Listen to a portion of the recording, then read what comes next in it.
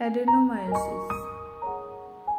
Adenomyosis তখন ঘটে যখন আপনার জরায়ুর আস্তরণের টিস্যু জরায়ুর দেয়ালে বৃদ্ধি পায়। এর ফলে জরায়ুর আকার 2 গুণ বা 3 গুণ হতে পারে। অ্যাডেনোমায়োসিসের লক্ষণগুলি হল বেদনাদায়ক মাসিকের খিঁচুনি, অতিরিক্ত মাসিক রক্তপাত, অস্বাভাবিক মাসিক, পেলভিক ব্যথা, বেদনাদায়ক সহবাস, বন্ধ্যাত্ব, বর্ধিত জরায়ু এসব দেখা যায়। অ্যাডেনোমায়োসিস সাধারণত মহিলাদের মধ্যে দেখা যায় যাদের বয়স 40 থেকে 50-এর মধ্যে, অত্যন্ত একবার সন্তান প্রসব করেছেন বা পূর্বে জরায়ু অস্ত্রোপচার করা হয়েছে, যেমন জরায়ু ফাইব্রয়েড অপসারণ বা প্রসারণ এবং কিউরেটেজ, এন্ডোমেট্রিওসিস এসব দেখা যায়।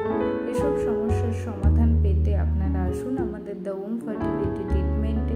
এখানে ন্যাচারাল ট্রিটমেন্টের মাধ্যমে 3 থেকে 6 মাসের মধ্যে আপনার সমাধান পাবেন।